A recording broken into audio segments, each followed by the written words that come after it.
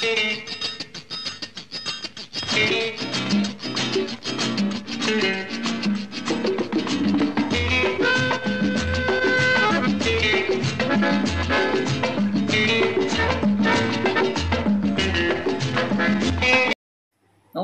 সুপ্রভাত। আমার প্রীতি, শুভেচ্ছা, ভালোবাসা জানাই আমার প্রত্যেক ফলোয়ার্সদের, আমার বন্ধুদের, আমার শুভানুধ্যায়ীদের।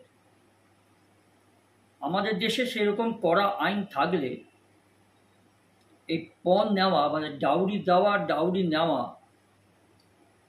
অনেকদিন আগে বন্ধ হয়ে যেত।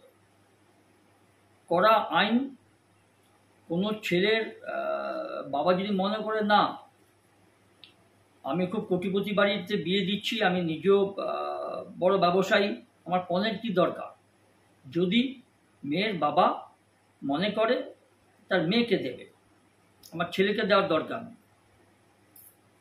কিন্তু এই ভাবনার পরিবর্তে যদি ছেলে বাবা বলে যে আমার ছেলে অমুক বিরাট একজন সরকারি চাকরি, বা আমি একজন বিরাট বড় বিজনেসম্যানের ছেলে বিজনেসম্যান, অর্থাৎ যোগ বুঝে কোপ মারো, গাড়ি দিতে হবে, বাড়ি দিতে হবে, এত লাখ লাখ টাকা নগদ দিতে হবে, মোটর বাইক দিতে হবে, ইত্যাদি ইত্যাদি আর কি। আর মেয়ের বাবাও যদি সেরকম ধরনের হয়, দুপক্ষকেই কিন্তু এরকম হতে হবে। তো আইন থাকলে তো হবে না, আর আইন করেও কোনো লাভ হচ্ছে না দেখা যাচ্ছে। যার ফলে তাই হয়,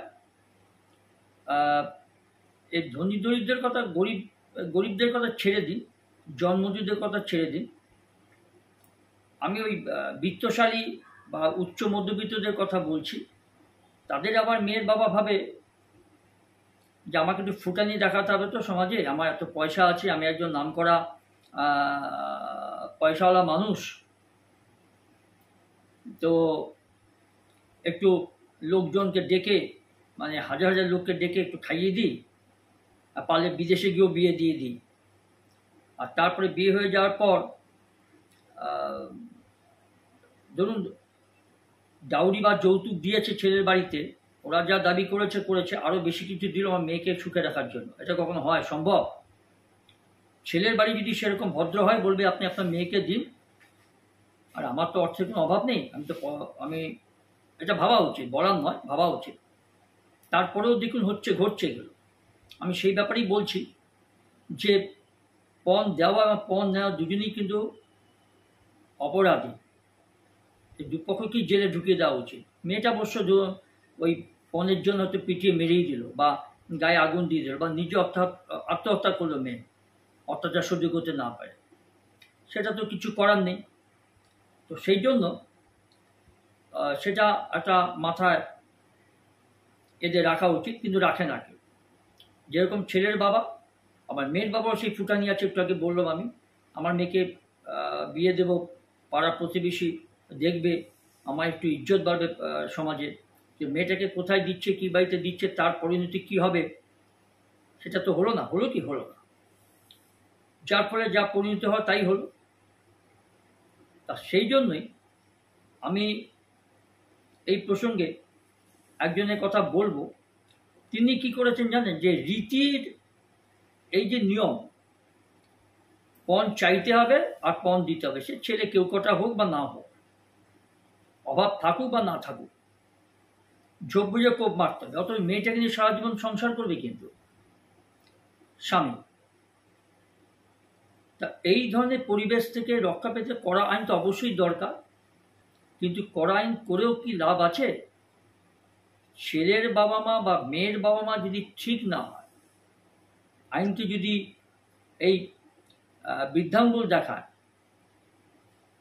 তাহলে যেরকম হওয়ার কথা সেরকমই হবে। এর কোনো উন্নতি হবে বলে আমার ঠিক মনে হয় না।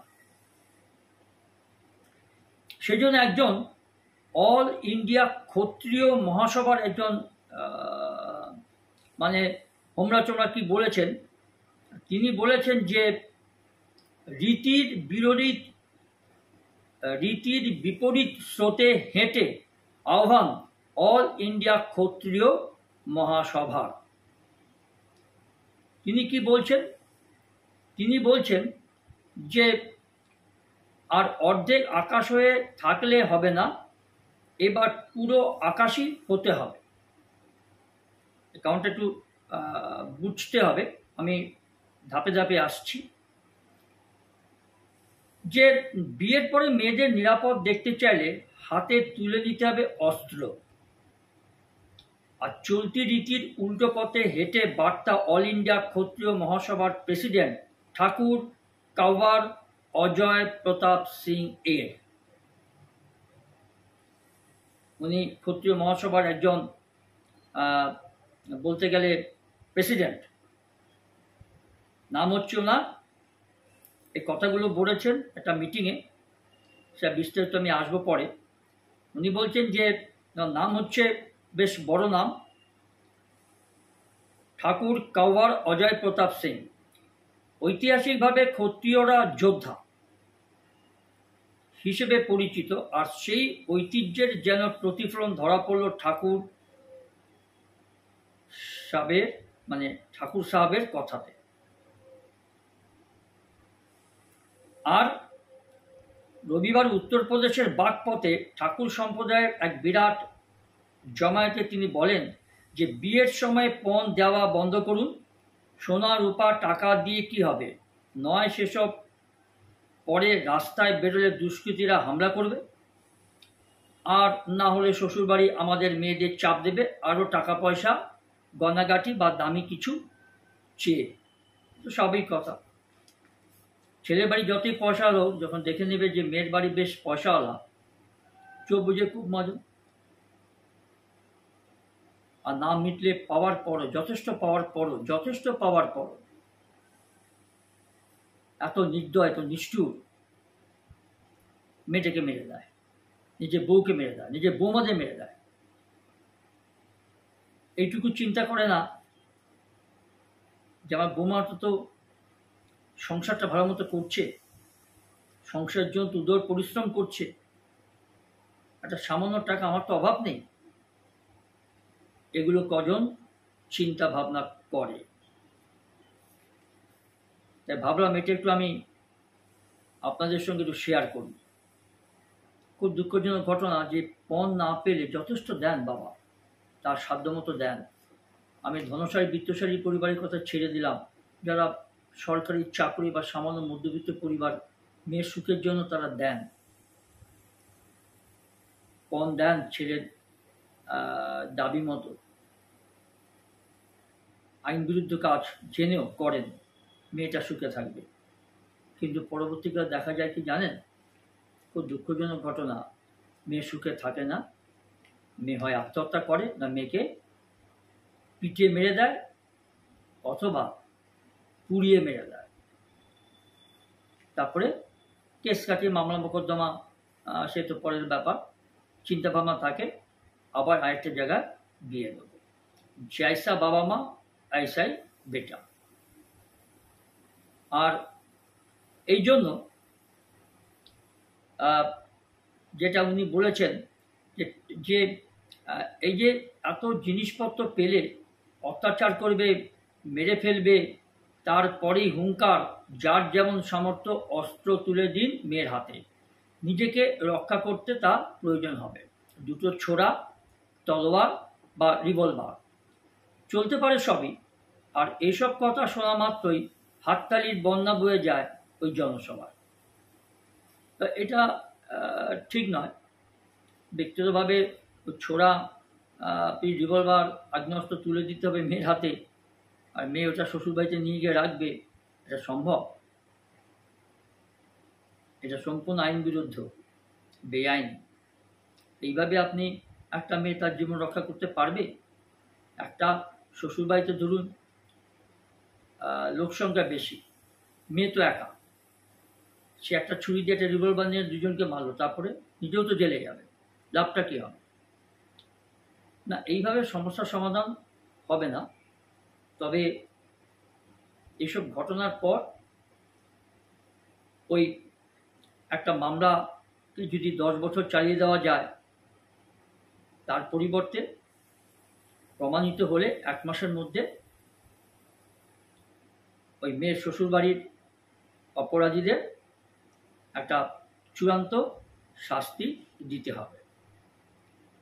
মৃত্যুদণ্ডের কথাই আমি বলছি। এখন তো খুব ফাটাফাটি নিয়ম হয়েছে আমাদের দেশে। যাবজ্জীবন বলতে আমরা এতদিন বুঝতাম যে আমৃত্যু জেলে থাকবে, এখন দেখছি 20 বছর হয়ে গেলেই জামিন পেয়ে যাচ্ছে। আর একটু দাগি অপরাধী কিন্তু প্রমাণিত আদালতের রায়ে যাবজ্জীবন কারাদণ্ড হয়েছে, ফাঁসির কথা ছেড়ে দিন, খুব কমই হয় ফাঁসির আদেশ। তো সেই মানুষটা যখন দেখা যায় যে উনি কোনো ধর্মগুরু, গহির তো সাংঘাতিক অপরাধ করে জেলে এসছেন, আবার এটাও ভাবে যে রাজ্যের জেলে উনি আছেন সেই রাজ্য আবার ভাবে যিনার তো লক্ষ লক্ষ শিষ্য শিষ্যা, আর শিষ্য শিষ্যাগুলো ওই ধরনেরই, আর খুলে বলার দরকার নেই। একে বেশি জেলে রাখলে তো আমি এদের ভোটটা পাবো না, ভোটের চিন্তা করে তাকে মাঝে মাঝে ছেড়ে দেওয়া হয়, 2 মাস 3 মাস যাও, তুমি বাড়িতে হাওয়া খেয়ে আসো। এটা অবশ্য আমার নাপসন্দ। আমি জানি না এটা কীরকম নিয়ম। এরকম ধরনের নিয়ম থাকলে, এরকম ধরনের আইন থাকলে এইসব অপরাধের শাস্তি হবে না, আর বন্ধও হবে না। এবার যেটা হচ্ছে যে সম্প্রতি পণের জন্য নয়ডার নিক্কি ভাটিকে পুড়িয়ে মারার ঘটনা যখন দেশ জুড়ে আলোড়ন তুলেছে, তখন ক্ষত্রিয় সমাজের প্রধানের মুখে এমন কথা যে তাৎপর্যপূর্ণ তা এক কথায় সকলেই মানছেন। আর নিক্তির ঘটনা উদাহরণ অবশ্য সরাসরি এই ঠাকুর সাহেব দেননি, নাম তোলেননি, কিন্তু সেই নৃশংস ঘটনার পরেই মেয়েদের নিরাপত্তা নিয়ে আলোচনার জন্য এই মহাপঞ্চায়েত বসে বাগপত, উত্তরপ্রদেশে বাগপত জেলা, নামকরা জেলা। অনেক বর্ধিষ্ণু পরিবার থাকে সেখানে, ভালো চাষবাস হয়,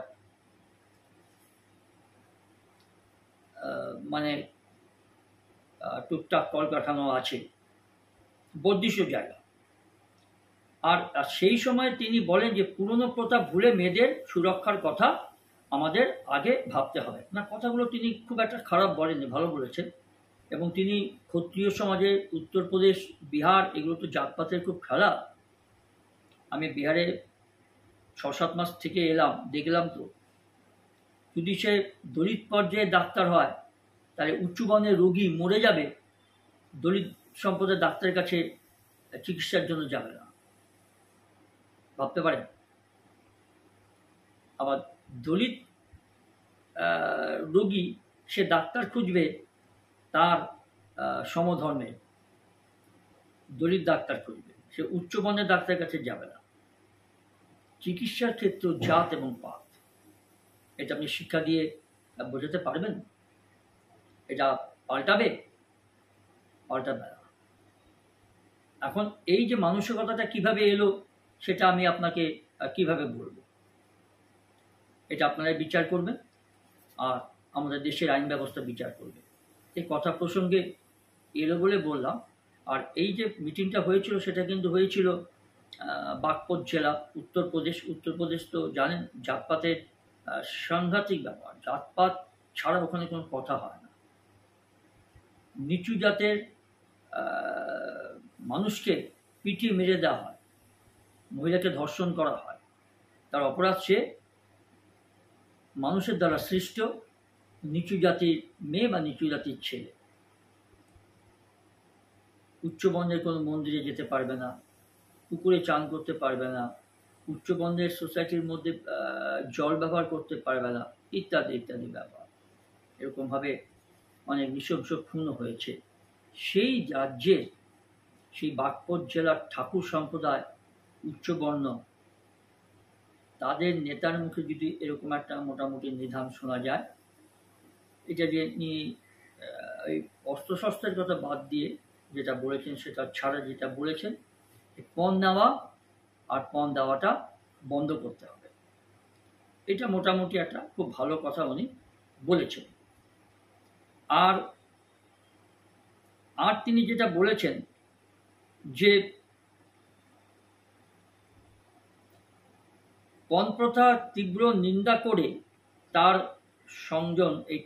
সংযোজন তার ঠাকুর সাহেব বলেছেন যে গয়না বা টাকা দিয়ে তাদের হাতে সম্পত্তি তুলে দেওয়া হলে তা মোটেই মেয়েদের পক্ষে শুভ নয় বা সেটা নিরাপত্তা বাড়ায় না। ঠিকই বলেছেন। উল্টে বিভিন্ন রকম ঝুঁকি বাড়িয়ে তোলে। তার সাফ কথা, আপনারা মেয়েদের বিয়েতে সোনা রূপা হিরে জহরতের গহনা যৌতুক দিচ্ছেন, কিন্তু সেই গহনা পরে তারা যদি বাজারে যায়, আমাদের দেশে তো সেই অবস্থা, এইসব দামি দামি গহনা পরে কোনো মহিলা গেলে তার পরিণতি কী হতে পারে? তাহলে সেখানে ডাকাতি হওয়ার ঝুঁকি আছে, খুন হয়ে যাওয়ার ঝুঁকি আছে, শ্বশুরবাড়িতে অত্যাচার, এমনকি মৃত্যুর আশঙ্কা। আর তার চেয়ে আত্মরক্ষার জন্য ওদের দুটো ছোড়া বা একটা তলোয়ার দিন। রিভলভারও দিতে পারেন, তবে সেটা অবশ্যই একটু দামি, সকালে পারবেন না, কিন্তু যারা পারবেন মেয়েদের তা চালাতে শেখান না। এই কথাটার সঙ্গে আমি ঠিক একমত নই। এটা হলে এটা আবার বিপরীত একটা অন্যরকম ঘটনা ঘটে যেতে পারে। কারণ আমি ধরেই নিলাম যে তাকে অস্ত্রশস্ত্র দিয়েছে বাপের বাড়িতে কোনো মেয়ে, আর সে অস্ত্রশস্ত্র দিয়ে দেখা গেল শ্বশুরবাড়িতে মেয়ে একা, আর স্বামী, শ্বশুর, শাশুড়ি, তার ভাই সবাই মিলে মেয়েটাকে মারছে। তো একা কথা, ওই পিস্তল দিয়ে ছুরি দিয়ে সে একা আত্মরক্ষা করতে পারবে? সেটা ঠিক যথার্থ নয়, বাস্তবসম্মত নয়। তবে সামাজিকভাবে একটা আইন থাকা উচিত এবং দেশীয় একটা আইন সংসদে পাশ করানো উচিত। হয়তো আছে, কিন্তু সেটার প্রয়োগ ঠিকমতো হয় না, যার ফলে মানুষ এইভাবে মারা যায়। মানে নারীদের গৃহবধূ হত্যা এইভাবে হয়, কেউ ভয় পায় না। আর যেটা আছে সেটা হচ্ছে যে সকলে যদি না পারেন এই রিভলভার দিতে, ওনার কথায় যারা পারবেন তারা দিন, মেয়েদের শেখা বলছেন। আর সেটাই আত্মরক্ষার হাতিয়ার হিসেবে তাদের হাতে তুলে দিতে হবে, উপযুক্ত উপহার হিসেবে। না, সেটা ঠিক উনি বলেছেন, আবেগের বশে হোক বা যে বশে হোক বলেছেন, কিন্তু এটা সমস্যার সমাধান নয়। এইভাবে সমস্যার সমাধান হবে না, এটা আমার ব্যক্তিগত মত। আর যেটা হচ্ছে যে ওদের মধ্যে একটা নিরাপত্তা বোধ তৈরি করতে হবে মেয়েদের মধ্যে। সেটা কিভাবে করবেন? তিনি জানান যে এটাই এখন প্রয়োজন, কারণ বাড়িতে বা বাইরে কোথাও নিরাপদ নয় ওরা। তাই মেয়েরা যেহেতু আমাদের, তাই ওরা কিভাবে নিজেদের রক্ষা করবে তার পাঠ দিতে হবে মেয়ের বাবা মাকে, তাদের অভিভাবকদের। সেটা এইভাবে নিরাপত্তা কি বাড়ানো যায়? তবে তাকে ক্যারাটে শিখতে হবে। আইনের মধ্যে ক্যারাটে বিধিসম্মত, তাই মেয়েকে ক্যারাটে শিখতে হবে, এটা বলতে পারতেন। এখনকার যেমন মেয়েদেরকে, অবিবাহিত মেয়েদেরকে, স্কুল ছাত্রীদেরকে ক্যারাটে শেখানো হচ্ছে, রাস্তাঘাটে বিপদ করলে অন্তত নিজেকে কিছু রক্ষা করতে পারবে। সেটা করতে পারলে হয়তো হতে পারে। আর একটা কথা হচ্ছে, আর যেখানে উপস্থিত বছর ৭৫ সূর্যপ্রতাপ সিং ওই মিটিংয়ে, তিনি বললেন যে মেয়েদের এখন পড়াশোনা শিখছে, নিজের পায়ে দাঁড়াচ্ছে না। সেটা ঠিকই কথা। এখনকার যেটা পরিণতি সেটা হচ্ছে যে মেয়েরা পড়াশোনা শিখছে, নিজের পায়ে দাঁড়াচ্ছে, এটা একদম ঠিক। আর এখনকার যা যুগ পড়েছে, মোটামুটি দেখা যায় যে মেয়েরা যেটা করছে সেটা হচ্ছে যে ওরা এখনকার, মানে ইদানিং আমি যে কথা বলছি, যে এখনকার মেয়েরা কিন্তু চট করে বিয়ে করতে চাইছে না, যারা বুদ্ধিমান মেয়ে। আর কিছু গরিব বাড়ি অশিক্ষিত বাবা মা আছে, 14 বছর নাবালিকা 18 বছরের পরে বিয়ে দিয়ে দিচ্ছে। সে জন্মজুর, ভালো রোজগার করে, রাজমিস্ত্রি বা ওরকম ধরনের কিছু ভালো পাত্র পেয়েছি। তারপরে স্কুল থেকে একটা গ্রুপ আছে, তারা গিয়ে স্বয়ংসিদ্ধা গ্রুপ বা এরকম টাইপের গ্রুপ, তারা গিয়ে খবর দেন ও সেই বিয়েটা রোধ করে। তাও বাবা মা পড়াশোনা না থাকলে যা হয়, তখন স্কুলের মাস্টাররা গিয়ে বা দিদিমণিরা গিয়ে বোঝায়, একটা মুচলেখা দেয়, তারপরে সেই মেয়েকে আবার পড়াতে রাজি হয়, মেয়ে আবার স্কুলে যেতে রাজি হয়। বা অনেক সময় মেয়ে বিয়ে করতে চায় না, নিরুপায় হয়ে সে ফোন করে বন্ধুদের, ফোন করে ওই গ্রুপে ফোন করে বলে যে আমাকে জোর করে বিয়ে দিচ্ছে, আমি বিয়ে করতে চাই না, পড়তে চাই। অতএব এখন মেয়েদের দেখুন, সব পরিবারে তো নয়, বিশেষ করে উচ্চবিত্ত পরিবারে দেখবেন যে আমি কোটিপতির ছেলেকে বিয়ে দেবো, আমি বড় একটা ব্যবসায়ী পরিবারের মেয়েকে বিয়ে দেবো। আর সব পরিবার যেরকম হয় তা নয়, কিন্তু যতটুকু দেখা যাচ্ছে স্ট্যাটিস্টিক্যালি তাই ঘটছে। এবার মেয়েরা নিজের পায়ে দাঁড়াচ্ছে, অধিকাংশ মেয়ে বলছে আমি দাঁড়াবো, আমি আরও পড়বো, উচ্চশিক্ষিত হব, বিয়ের ব্যাপারটা পরে দেখা যাবে। সেটা একটা ভাবনা চিন্তা, ঠিক আছে, সেটাও ভালো। আর সেটা কজন ধরে রাখতে পারে বা এটা কজন ভাবতে পারে বা এটা মেনে চলতে পারে, সেটা হচ্ছে আসল বিষয়। তারপর ধরুন ওই মেয়েরা আবার চাকরি করছে, উপার্জনও করছে, তাই বিয়ের নামে এই কেনাবেচা বন্ধ করতেই হবে, তিনি বলছেন। আর ক্ষত্রিয় সমাজের অনেকেই জানান যে ঠাকুর সাহেব যে কথা বললেন সেটা কিন্তু সমর্থনযোগ্য, সবাই সমর্থন করেছে। আর ঠাকুর সাহেব মানে দেখুন, একটা ক্ষত্রিয় সমাজের প্রেসিডেন্ট মানে বিহার বা উত্তরপ্রদেশের মতো যেখানে জাতপাত একটা বিরাট ফ্যাক্টর ওটা আছে, সেটা মানুষের পরিচিতিটা প্রধান নয়, মুখ্য জিনিস হচ্ছে আপনি উঁচু জাত, আমি নিচু জাত, সে নিচু জাত আর তারা উঁচু জাত, এই বিভেদটা থাকবে। এই বিভেদটা আছে এই 2-3টে রাজ্যে, অন্ধ্রপ্রদেশও খানিকটা আছে, মহারাষ্ট্র দেখা যায়, পশ্চিমবঙ্গে হয়তো অতটা নেই, তো বিহার তো একদম পাক্কা, বিহারে একদম বিদ্যমান। বিহারি মেয়েকে বিয়ে, মানে বিহারের কোনো মেয়ে, বিহারি তার মেয়েকে বিয়ে দিতে গেলে একটা মোটা যৌতুক দিতে হয়, না দিলে সমস্যা হবে, মেয়েকে বিয়ে করবে না ছেলে, বলে যে আমি বিয়ে করবো। এটা চলছে, এটা হচ্ছে। এবার দেখুন, যেটা আমি বলছিলাম যে আত্মরক্ষার জন্য এখন ছেলেমেয়েদের মার্শাল আর্টের পাশাপাশি অস্ত্র শিক্ষাও দিতে হবে, এটা ঠিক আছে, আমি একটু আগে যেটা বলেছিলাম এটা বিধিসম্মত। আর এক অভিভাবকের প্রশ্ন যে দেখলাম নিক্কির বাবা বলেছেন নিজেদের গোষ্ঠীর মধ্যে সম্মান বাড়াতে মেয়েদের বিয়েতে মোটাপণ বরপণ দেওয়াটা রীতি, এটা উনি বলেছেন, ফুটানি করে বলেছেন, এটা আমি সমর্থনযোগ্য নই। যে মেয়েকে হারিয়েছেন আবার বড়াই করে এই ধরনের কথা তিনি বলছেন, এটা কেন বলছেন সেটা উনি বলতে পারবেন। এই মানসিকতায় কাজ করেছে বলেই এই ঘটনাটা ঘটেছে, নক্কারজনক, দুঃখজনক ঘটনা। আর তাও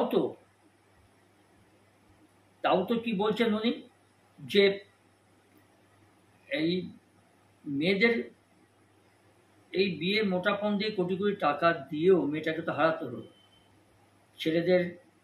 ছেলের বাড়ির বা মেয়ের স্বামীর বাড়ি দাবি তো বা খাই তো মেটেনি, আরও চাই, আরও দিতে হবে। এইবার দেখুন যে এই যে মেয়েটাকে তো হারাতে হলো, সিং পাইলার পরিবার। আর এখন যদি আমরা এই কুপ্রথা ও রীতিকে চ্যালেঞ্জ না করি তাহলে আর কবে হবে? কেন প্রথা ভাঙা এমন কথা ঠাকুরের মুখে, তা কয়েকটি সরকারি পরিসংখ্যানই স্পষ্ট করবে। আমি এবার আসছি কিছু পরিসংখ্যান নিয়ে আসি, যেটা আমি ছোটবেলাতেও দেখেছি, শুনেছি, তারপর তো এটা উত্তরত একটা সামাজিক ব্যাধি হয়ে দাঁড়িয়েছে। ব্যাধিটা কি? যে ন্যাশনাল ক্রাইম রেকর্ডস ব্যুরো গত 5 বছরের তথ্য বলছে 2017 থেকে 2022-এর মধ্যে বছরে গড়ে 7,000 মৃত্যু ঘটেছে পণের জন্য। আর অত্যাচারের কারণে ন্যাশনাল কমিশন ফর উইমেন 2024 সালে যে যতগুলো অভিযোগ পেয়েছেন তার 17%, 17% পণের জন্য, অত্যাচারের জন্য মারা গেছে। আর 292টি পণ ঘটিত মৃত্যু হয়েছে। বেশ কয়েকবার আগে 40,000 বিয়ে নিয়ে একটি সমীক্ষা করেছিল বিশ্বব্যাংক। তাতে দেখা যায় যে 95% ক্ষেত্রেই পণ দেওয়া হয়েছিল, 5% হয়তো পণ দেওয়া হয়নি। আর কি বলছে? আর বলছে যে এইসব পরিসংখ্যানকে যদি অত্যন্ত কম বলে মন্তব্য করে কলকাতার পুলিশের এক শীর্ষ আধিকারিক, তিনি বললেন যে এগুলো কিছুই নয়, যত রিপোর্ট হয় তার থেকে অনেক বেশি ঘটনা ঘটে, একদম পাক্কা। অফিশিয়ালি যেসব মৃত্যুর কথাগুলো বলা হয় পণজনিত যে সংখ্যাটা দেওয়া, তার থেকে অনেক বেশি ঘটনা ঘটে। আর এটা ঠিক কথা বলেছেন, অন্তত 25-30 গুণ বেশি। আর তিনি জানালেন উত্তর পূর্ব ভারতে বা উত্তর ভারতে বা পূর্ব ভারতেই এই পণের জন্য অত্যাচার ও মৃত্যু সব থেকে বেশি। তার কথা, এনসিআরবি তো এখনো 2023 সালে ক্রাইম রিপোর্টটাই প্রকাশ করতে পারেনি, তাই এইসব পরিসংখ্যান ধর্তব্য নয়। ওটা হলে আরো বেশি হবে। তার কথা, শুধু পণ নিয়ে বিয়ের জন্যই নয়, মেয়েরা যাতে নিজেদের বা অন্যের বিপদে সদর্ভে রক্ষকের ভূমিকা নিতে পারে সেজন্য কলকাতা পুলিশ বেশ কয়েক বছর তেজস্বিনী নামে মার্শাল আর্টের ট্রেনিং দেয় মহিলাদের। এটা ভালো জিনিস দিচ্ছে, এটা ঠিক কথা। কলকাতা পুলিশ পশ্চিমবঙ্গে এটা চালু হয়েছে। এবার দেখুন যে তার একমাত্র উদ্দেশ্য মহিলাদের মধ্যে আত্মবিশ্বাস যোগানো যে তারা নিজেরাই যথেষ্ট। ডেফিনেটলি তাই। নিজের যোগ্যতা বাড়িয়ে নাও, যাতে তোমার থেকে ছেলের পরিবার কখন বড়াই করতে না পারে। তুমি বুঝিয়ে দাও যে তোমাদের থেকে আমার পরিবারও কম নয় বা আমিও কম নই। এটাই মেন কথা। আর এই প্রসঙ্গে সমাজতত্ত্বের এক গবেষক এবং কলেজ শিক্ষক বললেন যে ক্ষত্রিয় সমাজের প্রধানের মুখে এমন কথা চমকে দেওয়া নেই, ঠিকই চমকে দেওয়ারই মতো। যেখানে তিনি বলেছেন যে সম্প্রদায় থেকে বলেছেন, সেইখানে পণপ্রথার চলটা খুব বেশি। উঁচু বর্ণের লোক, ক্ষত্রিয় সমাজ, তার একজন মানে হত্যাকর্তা বিধাতার মতো একজন নেতা যদি বলেন, সত্যি অবাক ব্যাপার। এটা ভালো লক্ষণ। এরকম বোধশক্তি নিজে দিতে পেরেছেন উনি, এটা ভালো জিনিস। আর কি বলেছেন? আর বলেছেন যে যেটা তবে মেয়েদের পড়াশোনা করানো এবং আত্মরক্ষা, পড়াশোনা করানোর ও আত্মহত্যা থেকে রুখতে হবে। তার জন্য আত্মরক্ষার পাঠ দেওয়ার প্রয়োজনীয়তা যে তিনি বর্তমান পরিস্থিতিতে অনুভব করেছেন এবং সকলকে সেই পথে হাঁটার আহ্বান করেছেন, সেটা খুবই ইতিবাচক, ভালো। এটা সমাজের পক্ষে মঙ্গল। আর যেটা বলেছেন যে 100 জনে অন্তত 10-12 জন যদি এই কথা অনুপ্রাণিত হয়ে থাকেন, সেটাই বিপ্লবের সূচনা করবে। ঠিক কথা। তিনি জানান যে প্রধানমন্ত্রী নরেন্দ্র দামোদর মোদী বছরখানেক আগে কন্যা সন্তান জন্মালে সকলকে একটা করে মেহগনি গাছের চারা পুঁততে বলেছিলেন। আর যুক্তি ছিল, মেয়ে যখন 18 বছর বয়স হবে তখন ওই চারা বিক্রি করলে মেয়ের বিয়ের খরচ উঠে যাবে। এখন তার প্রশ্ন কি, যে মেয়ের উচ্চশিক্ষা লাগবে বা কেউ যদি নিজের ব্যবসা শুরু করতে চান তাতে সহায়ক ভূমিকা নিতে পারে এই গাছ বিক্রির টাকা, তা তো বলেননি। সেটা একটা আলাদা ব্যাপার। বিয়ের জন্য মানুষ পণ দিতে বাধ্য হয়, সেটাকে দিকে লক্ষ্য রেখেই প্রধানমন্ত্রী কথা বলেছেন। মেয়ে ব্যবসা করবে তার জন্য মেহগনি গাছ বিক্রি করে বা মেহগনি গাছ লাগাও, এটা তো ঠিক মতো কথা নয়।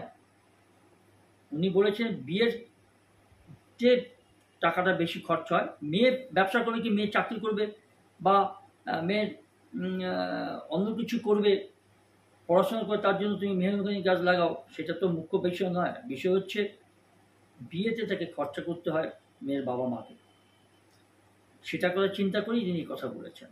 বাকিগুলো গৌণ, এটা হচ্ছে মুখ্য। আর আর কি বলেছিলেন যে কেন তিনি এটা বলেননি যে মেয়ের উচ্চশিক্ষার জন্য লাগবে বা ব্যবসা করার জন্য লাগবে, এটা না, এটা ঠিক নয়। এটাকে আবার অতিরঞ্জিত করে তার ব্যাখ্যা করছেন একজন। যাই হোক, সেটা অনেক মানুষ অনেক কিছু বলতে পারেন। আর এ তো ঘুরপথে পণের মতো কুপ্রথাকে উৎসাহ দেওয়া। জানি না এটা কুপ্রথাকে উৎসাহ দেওয়া হলো কিরকম। যদি প্রধানমন্ত্রী বলেছেন যে আপনি সেই গাছটা ভবিষ্যতে আপনার মতো করে আপনি আপনার মেয়েকে বিয়েতে খরচা করবেন, ছেলেকে পণ দেবেন, সে কথা তিনি বলেননি। মেয়ের যাবতীয় খরচা, তার গয়নাগাটি কেনা, তার শাড়ি কেনা, লোকজনকে খাওয়ানো, তার সঙ্গে প্রত্যেকে বাবা মা চায় মেয়েকে কিছু সাজিয়ে দেওয়া ভবিষ্যতে তার সংসারের জন্য। মানে ধরুন কি বলে, খাট বা পালঙ্ক, এটা কথা উনি বলতে চাইছে। এখন সেটা যদি মানুষ এটা অন্য একটা ব্যাপার নিয়ে বলে তাহলে তো কিছু বলার নেই। যাই হোক, অনেকে অনেক রকম বলবে, সেটা তো বড় কথা নয়। আরেকটা কথা হচ্ছে যে মোদী সরকার ক্ষমতায় আসার পরে কিন্তু দেশ জুড়ে কন্যা সন্তানরা যাতে সুস্থভাবে বড় হতে পারে সেজন্য বেটি বাঁচাও আর বেটি পড়াও ক্যাম্পেইন শুরু করেছিল। এটা খুব প্রচলিত এবং সেটা আমরা সকলেই জানি করেছিল। কতটুকু ফলপ্রসূ হয়েছে, কতটুকু রাজ্যে ফলপ্রসূ করছে, সেটা তো রাজ্যগুলোর উপর নির্ভর করে। তারপরে রাজনৈতিক বিরোধিতা আছে। বিরোধী দল হলে যদি অন্য কোনো রাজ্যে তার ক্ষমতায় থাকে, ক্ষমতায় ধরে রাখতে হবে।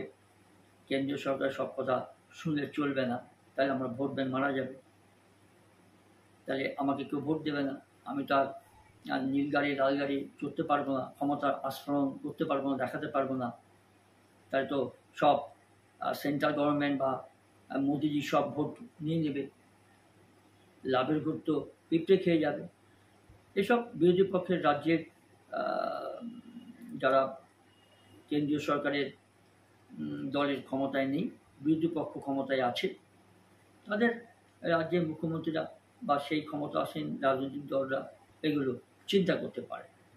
এটা হচ্ছেও, আমাদের রাজ্যে তো বেশ ভালোই হচ্ছে, যার ফলে আয়ুষ্মান কার্ড 5 লক্ষ টাকা, কার্ডটা বন্ধ হয়ে গেল, করতে দিল না, বন্ধ হয়ে গেল মানে করতে দিল না পশ্চিমবঙ্গ সরকার। আর বিনিময়ে চালু করলো স্বাস্থ্যসাথী, স্বাস্থ্যসাথী কার্ড। অনেক নার্সিংহোম, অনেক সরকারি হসপিটাল নিতে চায় না। রাজ্য সরকার, পশ্চিমবঙ্গ সরকারের দেওয়া সেই স্বাস্থ্যসাথী কার্ড কি করে, অবজ্ঞা করে, অ্যালাউ করে। তার মানে রাজ্য সরকারের নির্দেশ মানে মুখ্যমন্ত্রীর নির্দেশকে তারা মানে না, ব্যাপারটা এটা। কিন্তু বিজেপি শাসিত যে রাজ্যগুলোতে আয়ুষ্মান কার্ড হয়েছে, আমার মামাবাড়ি আসামে আমি 6-7 মাস প্রায় যাই, সেখানে দলমত নির্বিশেষে সবাই পেয়েছে। আপনি এটা বলতে পারেন যে সেটা কেন্দ্রীয় সরকার, বিজেপি সরকারের দল সেই রাজ্যে ক্ষমতায় আছে, সেখানে আয়ুষ্মান কার্ড সবাই পেয়েছে। অসম গণ পরিষদ থেকে শুরু করে টিম করে জ্বলছে, সিপিএম বামপন্থী দল থেকে শুরু করে, কংগ্রেস তো পাই নেই, তবু যে কংগ্রেসী তারা আছেন সবাই আয়ুষ্মান কার্ড পাচ্ছে, যারা বিজেপি সরকার যেটা চালু করেছে। এবং সেই টাকা দিয়ে আপনি আপনার নিজের চিকিৎসা পর্যন্ত সেই টাকা দিয়ে হয়ে যায় মোটামুটি সরকারি হাসপাতালে। এটা আমি নিজে দেখেছি, আমার মাসিও করিয়েছে। তো এটা তো একটা ব্যাপার হলো। আরেকটা ব্যাপার হলো যে বিভিন্ন সরকারি তথ্যই বলছে যে মেয়েদের প্রতি অপরাধ লাফিয়ে লাফিয়ে বাড়ছে। ধর্ষণ, যৌন নিগ্রহ, গার্হস্থ্য হিংসা, খুন, সব অপরাধই কিন্তু ঊর্ধ্বমুখী। এগুলো কিন্তু কমছে না, এর কোনো প্রতিকারও হচ্ছে না। আর প্রতিরোধ করা হচ্ছে না, যাচ্ছে না, তার কারণ হচ্ছে যে কন্যা ভ্রূণ হত্যা, শিশু অবস্থায় হত্যা করা, কাঁচা বয়সে বিয়ে দেওয়া, কোনোটাই আইনের মধ্যে আসছে না বা আইন দ্বারা বন্ধ করা যাচ্ছে না। আরেকটা কথা হচ্ছে যে তাহলে কোথায় সচেতন হচ্ছে সমাজ? মোটেই হচ্ছে না, সমাজ মোটেই সচেতন হচ্ছে না। সচেতন না হলে হচ্ছে না বলেই তো চোর চেচোর এমএলএ এমপি হয়ে যাচ্ছে, ভোটে জিতে যাচ্ছে, জনপ্রতিনিধি হয়ে যাচ্ছে, যার বিরুদ্ধে হাজার হাজার ক্রিমিনাল কেস, সে আইনসভায় চলে যাচ্ছে, সংসদে সাংসদ হয়ে যাচ্ছে, রাজ্যে হলে সে বিধায়ক হয়ে যাচ্ছে, তাকে আমরা ভোট দিচ্ছি। চুরি করে কতটা ভোটে জেতা যায়? কিছুটা তো পাবলিকের কন্ট্রিবিউট থাকা উচিত, সেটা থাকে না বলেই সচেতনতার অভাব। চমকানি কথা বলে অজুহাত দিয়ে কোনো লাভ নেই। আর একটা কথা যেটা হচ্ছে যে ওয়াকিবহলের মহলের প্রশ্ন যে ক্ষত্রিয় সমাজের প্রধানের মতো যদি সব ধর্ম, বর্ণ, জাতের মাথারা যদি অনুভব করেন যে মেয়েরা কতটা মূল্যবান ও তাতে মানে কতটা মূল্যবান এবং এই নারী জাতিকে রক্ষা করতে হবে, তাহলে কি পরিবর্তন আসবে? কারণ শুধু প্রচারে যে হবে না বা হচ্ছে না তা তো দেশের মহিলাদের উপরে হিংসার পরিসংখ্যানই স্পষ্ট করে বলে দিচ্ছে। আপনি পেপার খুললেই আর কি বলে টিভি খুললেই আপনি দেখতে পাবেন 2 বছর 6 মাসের শিশু সন্তান, কন্যা সন্তানকে ধর্ষণ করছে 25 বছরের যুবক, 50 বছরের বৃদ্ধ। ছি ছি ছি, জাতির লজ্জা, মানুষ জাতির লজ্জা। কড়া শাস্তি অবশ্যই প্রয়োগ করা উচিত। ওই কারাদণ্ড দিয়ে কোনো লাভ নেই। ফায়ারিং স্কোয়াডে দাঁড় করিয়ে গুলি করে মেরে দাও। আজ এইটুকু, এই পর্যন্ত। আবার আপনাদের সঙ্গে দেখা হবে। ভালো থাকবেন, সুস্থ থাকবেন। অনুগ্রহ করে আমার চ্যানেলগুলোকে, মানে 2টো চ্যানেল আছে, একটু লাইক, শেয়ার, সাবস্ক্রাইব এবং ফলো করে দেবেন। এইটুকু আমার আবেদন আপনার কাছে।